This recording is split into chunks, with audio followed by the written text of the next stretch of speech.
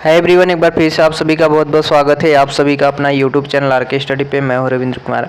Guys, हम लोग का क्लाउड कंप्यूटिंग का क्लास चल रहा था। लेसन नंबर 5 हमारा था क्लाउड सिक्योरिटी के बारे में। हमने डिस्कस किया है कि क्लाउड सिक्योरिटी क्या होता है, इसका कार्य क्या है, कैसे काम करता है और इसकी बेनिफिट क्या है, इसके बारे में हमने ऑलरेडी डिस्कस कर लिया है फर्स्ट भाग में। यदि आपने नहीं देखा है तो आप लोग पहले फर्स्ट भाग प्लेलिस्ट से देख लीजिए, ठीक है। आज की क्लास में हम लोग डिस्कस करेंगे इंफ्रास्ट्रक्चर सिक्योरिटी और डेटा सिक्योरिटी के बारे में। यानी हमारा जो क्लाउड कंप्यूटिंग के अंतर्गत में जो सिक्योरिटी होता है, क्लाउड सिक्योरिटी, उसकी इंफ्रास्ट्रक्चर क्या है, क्या रहने वाला है और उसकी डेटा सिक्योरिटी किस तरह से रहने वाली है, ये दो चीज़ों के बारे में डिस्कस करेंगे और आपका लेसन नंबर 5 जो है कंप्लीट हो जाएगा, ठीक है। और कोई दूसरा नहीं है, फिर हम लोग लेसन नंबर 6 से स्टार्ट करेंगे।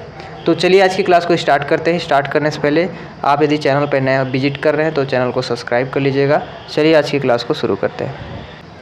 तो सबसे पहले हम लोग इंफ्रास्ट्रक्चर सिक्योरिटी के अंतर्गत में देखेंगे कि इसकी इंफ्रास्ट्रक्चर किस तरह से बनी हुई है और इसके अंतर्गत में क्या क्या हम लोग को देखने को मिलता है, ठीक है। तो सबसे पहले यहाँ पे देख सकते हैं, इस साइड में देख सकते हैं कि डेटा सेंटर सिक्योरिटी का आर्किटेक्चर होता है, क्लाउड सिक्योरिटी का आर्किटेक्चर होता है, ठीक है। अगर हम नीचे की बात करें तो एप्लीकेशन सिक्योरिटी होती है, ठीक है। एक एक करके आप लोग समझते चलिएगा। क्लाउड सिक्योरिटी हमने पहले बता दिया है आपके, तो उसकी पूरी आर्किटेक्चर आ जाएगी इसमें। एप्लीकेशन सिक्योरिटी यानी कोई एप्लीकेशन हम यूज कर रहे हैं, ठीक है, तो उसकी सिक्योरिटी किस तरह से होगी, ये हमारे इंफ्रास्ट्रक्चर में आ जाते हैं, ठीक है। एंड पॉइंट सिक्योरिटी यानी कोई हमारा एंड यूजर जहाँ से होता है, ठीक है, वो अगर कोई सिस्टम पे काम कर रहा है तो वहाँ से उसकी किस तरह से सिक्योरिटी हो सकती है, किस तरह से डेटा को हम लोग बचा सकते हैं, ऐसे ऐसे चीज़ें, ठीक है। तो यहाँ पे हमारा बिजनेस जो करते हैं, बिजनेस कम्युनिटी असाइनमेंट सिक्योरिटी, यानी जहाँ पे बिज़नेस लोग करते हैं उसकी सिक्योरिटी किस तरह से हो सकती है, ठीक है। तो इस तरह के काफ़ी सारे इंफ्रास्ट्रक्चर है इनके, जो कि इंफ्रास्ट्रक्चर जो है इसमें काम करती है। तो सबसे पहले बात आती है कि अगर हम लोग बात करें इंफ्रास्ट्रक्चर सिक्योरिटी की, तो इसमें कौन कौन से चीज़ों के लिए जिम्मेदार होता है। तो सबसे पहले हम बात करें इंफ्रास्ट्रक्चर एज ए सर्विस के बारे में। तो ये देखिए, हमारा कोई भी कस्टमर होती है, उसकी डेटा जो है उपयोगकर्ता के पास पहुंच पा रहा है या नहीं पहुंच पा रहा है, और सही तरीके से पहुंचना, यानी एक सिक्योरिटी के तरह से डेटा पहुंचना, ये सबसे बड़ी बात होती है। तो हमारा एज कह सकते हैं कि अगर हम लोग कस्टमर की बात करें, ठीक है, तो कस्टमर को जो हम डेटा को ट्रांसफ़र कर रहे हैं, भेज रहे हैं, वो सिक्योरिटी की तरफ से पहुंच पा रहा है कि नहीं पहुंच पा रहा है। और अगर हम लोग बात करें एप्लीकेशंस की, तो एप्लीकेशंस पे जो हम लोग काम कर रहे हैं वो हमारा सिक्योरिटी हो पा रही कि नहीं, ये इंफ्रास्ट्रक्चर के अंतर्गत में सारे शो हो जाते हैं। ऑपरेटिंग सिस्टम हो गई, ठीक है, क्योंकि ऑपरेटिंग सिस्टम के अंतर्गत में हमारे पूरे सिस्टम को ही ऑपरेट किया जाता है, तो इसकी सिक्योरिटी तो बहुत ही ज़रूरी होगी, ठीक है। वर्चुअल नेटवर्क ट्रैफिक को सुरक्षित करने के लिए, ये सारी चीज़ों के लिए जिम्मेदार होता है इंफ्रास्ट्रक्चर।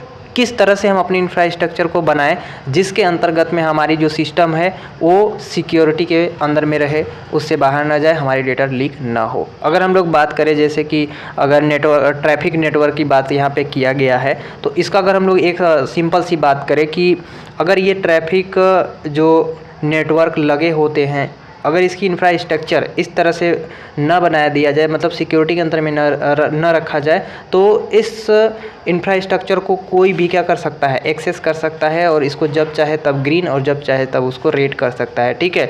तो अगर कोई अदर पर्सन एक्सेस कर ले रहा है, इसका मतलब है कि ये सिक्योरिटी जो है या इसकी इंफ्रास्ट्रक्चर की सिक्योरिटी अच्छी नहीं है। तो यहाँ पे टोटली आप लोग समझ गए होंगे कि इंफ्रास्ट्रक्चर के अंतर्गत में वो सारी चीज़ें अवेलेबल होते हैं, जो चीज़ें हम लोग जिस पे सिस्टम पे काम करते हैं और जो चीज़ें होती हैं वो सारी चीज़ें इसमें इन्वॉल्व हो जाती हैं।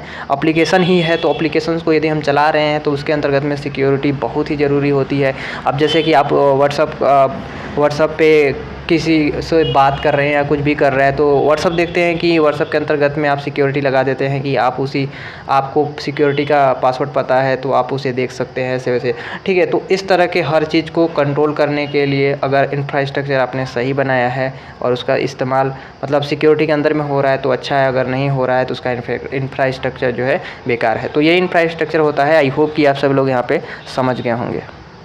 गाइस हम लोग बात करेंगे डेटा सिक्योरिटी के बारे में कि डेटा सिक्योरिटी जो है वो क्या होता है। क्लाउड सिक्योरिटी जब हम बता रहे थे तो उसमें डेटा सिक्योरिटी के बारे में ही बात किए थे, क्योंकि अगर हमारे पास दूसरा कोई ऑप्शन होता तो हम बता देते। लेकिन क्लाउड जो है, क्लाउड के अंतर्गत में हमारी डेटा ही स्टोर होती है, इसलिए हम लोग डेटा के बारे में ही डिस्कस किए हैं। तो यहाँ पे हमारा सिंपल सा फंडामेंटल है कि डेटा सिक्योरिटी के अंतर्गत में सेम वही चीज़ें होंगी जो हमने पहले बताए हुए हैं, ठीक है। तो डेटा सिक्योरिटी एक प्रोसेस होता है जो कि अगर हम लोग बात करें कोई कॉर्पोरेट डेटा की, ठीक है, या फिर कोई ऑथराइज डेटा हो जिसको हम लोग रियल डेटा भी बोल सकते हैं, तो इस तरह के जो डेटा होंगे उसको एक्सेस, जो डेटा को हमें लॉस होता हो, इससे रोकने के लिए या रोका जा सकता है। इन सभी चीज़ों को अगर कोई पर्सन, कोई एंड यूज़र जो है वो उसको रोक सकता है, तो उसको कह सकते हैं कि हमारी जो डेटा है उसको सिक्योरिटी के अंतर्गत में आ जाएगा।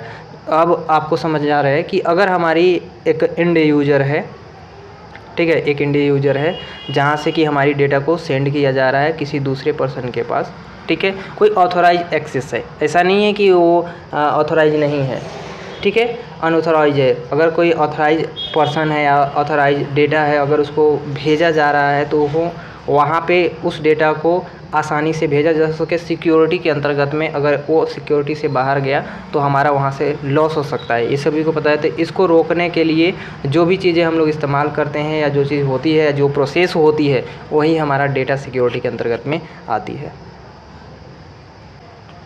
आगे देखिए यहाँ पे बात किया गया है कि जो हमारा डेटा सिक्योरिटी है इसमें बहुत सारे कई प्रकार के टेक्निक शामिल होते हैं जो कि हमारे डेटा को सुरक्षित करने के लिए, डेटा सिक्योरिटी के लिए मतलब ऑर्गेनाइजेशन कैसी है या क्या कर सकते हैं इससे, या किस तरह से हम लोग डेटा को बचा सकते हैं, इसलिए बहुत सारे टेक्निक का यहाँ पे यूज किया गया होता है, ठीक है। यानी अगर जैसे कि अगर हम कभी डेटा अपनी किसी एंड यूज़र या किसी दूसरे पर्सन के पास भेज रहे हैं तो उसमें कोई अदर जो हैकर होते हैं उस डेटा को किसी तरह से ट्रेस ना कर सके और हमारी डेटा को न चुरा सके। तो यहाँ पे देखिए कि डेटा सिक्योरिटी में डेटा को हमलों से बचाने के लिए कई प्रकार के टेक्निक शामिल होते हैं, और साथ ही डेटा सिक्योरिटी यह भी सुनिश्चित करती है कि हमारा जो ऑर्गेनाइजेशन है वो कौन से व्यक्ति के पास डेटा एक्सेस अवेलेबल है, ठीक है, क्योंकि हर कंपनी की अलग अलग डेटा होती है, अलग अलग एक्सेस करने के लिए अलग अलग यूज़र होते हैं, ठीक है। तो उसी तरह से यहाँ पे कहा गया है कि डेटा सिक्योरिटी में कोई भी हमला हो, कहीं भी, तो ये सारी चीज़ें किस तरह से मैनेज होगी, ये डेटा सिक्योरिटी में आ जाता है। अब हम लोग बात करेंगे कि बहुत सारे टाइप के डेटा सिक्योरिटी है जिसको अलग अलग तरीके से हम लोग एक्सेस करते हैं या अपनी जो डेटा होती है उसको बचाने की कोशिश करते हैं। तो एक एक करके हम लोग पढ़ेंगे। यहाँ पे देखिए बताया गया है कि कौन सी टेक्निक है जिसके द्वारा हम डेटा सिक्योरिटी हो सकते हैं या डेटा सिक्योरिटी को बचा सकते हैं, किस प्रकार से कर सकते हैं। देखिए पहला जो दिया गया है वो है डेटा बैकअप एंड रिकवरी। आप सभी को पता है कि बहुत सारे ऐसे यूज़र होते हैं जो गलती से अपनी डेटा को डिलीट कर देते हैं या तो फिर किसी तरह से उसका डिलीट हो जाता है, तो उसको किस तरह से अपने डेटा को रिकवर करें, इसके बारे में सबसे पहले दिया गया है। तो चलिए समझते हैं कि ये क्या होता है। देखिए यहाँ पे सबसे पहले दिया गया है कि जब भी कोई कंप्यूटर सिस्टम पर अटैक होता है तो अटैकर सबसे पहले डेटा को लॉक कर देता है या फिर डेटा रिमूव कर देता है। दो चीज़ें होती हैं, आप सभी को पता है कि जैसे आपने कभी अपने मोबाइल पे, ठीक है, अभी कोई भी एकदम सिंपल पर्सन से बात करेंगे हम लोग। अगर कोई भी पर्सन है, सिंपल पर्सन है, यदि अपने मोबाइल में ही कोई ऐसी चीज़ें रखी है जिससे कि उसको ख़तरा है, तो वो सबसे पहले दो ही चीज़ करता है, या तो वो उस जो डेटा रखा है उसको या तो लॉक कर सकता है या तो फिर वो डेटा को रिमूव कर देगा। दो चीज़ें हो सकती है, ठीक है। तो वहाँ पे उस यूज़र के लिए अब उस डेटा को किस तरह से बचा सकता है। अगर मान लीजिए कि वो सिक्योरिटी, यानी कोई सिक्योरिटी उसके अंदर, जैसे कि और कोई सिक्योरिटी है तो उसके अंदर वो डाल देता है, ठीक है, तो अब तो ठीक है, वो रिकवर कर सकता है अपने डेटा को। अगर गलती से वो डिलीट कर दिया तो रिकवर का होना चाहिए कि नहीं होना चाहिए। तो यहाँ पे वही चीज़ लिखा गया है कि ऐसे में अगर अपने पर उस डेटा का बैकअप है तो कोई भी सिस्टम में उसे यूज कर सकते हैं, यानी कोई भी सिस्टम हो उसमें हम लोग बैकअप आसानी से कर सकते हैं अगर बैकअप है तो। और इस प्रकार के data backup and recovery data security के लिए अनिवार्य हो जाता है। तो ये होता है हमारा बैकअप और रिकवरी डेटा सिक्योरिटी। अब हम लोग बात करेंगे ऑथेंटिक डेटा सिक्योरिटी के बारे में कि ऑथेंटिक डेटा सिक्योरिटी क्या होता है। ऑथेंटिक कहने का मतलब होता है कि एक ऐसा यूज़र होगा जिसकी एक आइडेंटिटी होगी और वो एक रियल बंदा होगा या फिर जो भी आप बोल सकते हैं अपने वर्ड में, ठीक है, जिसके लिए उसको डेटा को एक्सेस करने की अनुमति होगी। ऐसा नहीं है कि कोई भी दूसरा जो बंदा है वो आकर उस डेटा को एक्सेस कर सकता है। तो कहने का मतलब है कि ऑथेंटिक की हेल्प से यूज़र की आइडेंटिटी होती है, जिससे कि कोई गलत एंड जो यूज़र होती है वो डेटा को एक्सेस नहीं कर सकता है। कहने का मतलब यहाँ पे ये है कि अगर आप किसी कंपनी में काम कर रहे हैं तो उस कंपनी में जो कंपनी में काम कर रहा है, जो यूज़र काम कर रहा है, उसकी एक आइडेंटिटी होती है, ठीक है, जो कि ऑथेंटिक आइडेंटिटी होती है। आप एक लोकल आइडेंटिटी बनाकर जाएंगे तो वहाँ आपका स्कैन जब होगा तो आप पकड़ा जा सकते हैं कि आप जो यूज़र है वो सही यूज़र है या नहीं है। अगर आप सही यूज़र है तभी आप चीज़ों को एक्सेस कर सकते हैं, नहीं तो आप गलत तरीके से एक्सेस कर रहे हैं तो आप पकड़े भी जा सकते हैं, ठीक है। तो ये काम होता है हैकर्स की, ठीक है। तो यहाँ पे वही बताया गया है कि जो ऑथेंटिक हेल्प होती है उसमें यूज़र की आइडेंटिफाई होती है, जिससे कि जो गलत यूज़र होते हैं डेटा को एक्सेस नहीं कर पाते हैं, ठीक है। और ऑथेंटिक प्रोसेस में कई सारे कम्बाइनेशंस होते हैं जो कि आज के समय पर मौजूद है, जैसे कि पासवर्ड होता है, पिन कोड होता है, टोकन होता है, बर्थडे होता है, इस टाइप के बहुत सारी चीज़ें होती है जिसमें कि सिक्योरिटी होती है, ठीक है। जब ऑथेंटिक डेटा हो गया तो अब हम पासवर्ड जो है लगा सकते हैं, पिन लगा सकते हैं, ठीक है, टोकन लगा सकते हैं, बर्थडे डेट लगा सकते हैं, कुछ भी लगा सकते हैं। अब जैसे कि आपको अगर कोई किसी भी चीज़ का मेल आता है तो देखते हैं अगर पीडीएफ के फॉर्म में आया है तो उसमें एक पासवर्ड लगा होता है कि कोई दूसरे पर्सन के पास गया तो वो उसको ना खोल पाए। जिसका सिस्टम है, जिसका बर्थडे जिसको पता है, अपना बर्थडे तो सबको पता रहता है, तो अपने बर्थडे पे डालता है तो खुल जाता है। अब अगर पैन कार्ड की हम बात करें, सिंपल सी बात, तो पैन कार्ड जो आता है मेल पे, पहले तो मेल पे आता है, इसके बाद फिर आपके घर पे आता है, तो जो मेल पे आता है वो बर्थडे के बिना नहीं खुलता है। तो ऐसे बहुत सारे ऐसे डॉक्यूमेंट्स होते हैं जो कि खुलते हैं, क्योंकि हम लोग को पता नहीं रहता है। देखिए पासवर्ड हम लोग को पता नहीं रहता, लेकिन हम लोग डेट ऑफ बर्थ डालते हैं तो खुल जाता है। तो यहाँ पे बहुत सारी चीज़ें होती हैं जो ऑथेंटिक आदमी जो होगा वही उसको एक्सेस कर सकता है। तो यहाँ पे ऑथेंटिक के मतलब आप समझ गए होंगे कि कोई एक ऐसा यूज़र होगा जो कि उसकी रियल पहचान होगी। अगर वो उसका मेल है और कोई दूसरे मेल कोई दूसरा पर्सन मेल उसका यूज कर रहा है और उस डेटा को एक्सेस करना चाहता है, तो जब तक उसका बर्थडे नहीं पता है तब तक वो एक्सेस नहीं कर सकता है। तो ये सारी ऑथेंटिक डेटा सिक्योरिटी होती है। आगे हम लोग बात करेंगे डेटा मास्किंग के बारे में।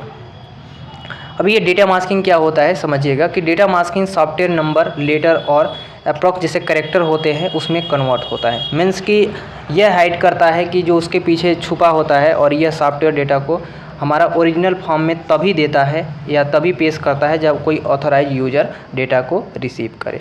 ऐसा नहीं है कि अगर हम जैसे कि अगर बात करें डेटा मास्किंग की, यहाँ पे बात किया जा रहा है कि इसमें भी सेम टू सेम, जैसे ऑथराइज की हम लोग बात किया, ऑथराइज डेटा सिक्योरिटी की, same to same data masking के अंतर्गत में भी होगा कि जो सॉफ्टवेयर पे काम कर रहा है या तो उसमें नंबर होंगे या लेटर होंगे या फिर करेक्टर हो सकते हैं, अप्रॉक्स यही हो सकते हैं, तो उसमें तभी कन्वर्ट करेगा जो कि उसका जो यूज़र होगा वो ऑथराइज यूज़र होगा, तभी डेटा को रिसीव कर सकता है और तभी डेटा को सेंड कर सकता है। ऐसा नहीं है जैसे कि हमने व्हाट्सएप पे पासवर्ड लगा रखा है, तो अगर हम कोई भी डेटा को अगर भेजना चाहता है तभी डेटा भेज सकता है जबकि उस व्हाट्सएप का पासवर्ड पता हो, क्योंकि जैसे ही वो व्हाट्सएप पे क्लिक करेगा वैसे ही उसको पासवर्ड मांगेगा। यदि उसको ऑथराइज पर्सन नहीं है, उसको पता नहीं है, तो डेटा को सेंड भी नहीं कर सकता है। तो यहाँ पर डेटा मास्किंग के अंतर्गत में यही होता है। आई होप कि आप सभी लोग यहाँ पे समझ गए होंगे।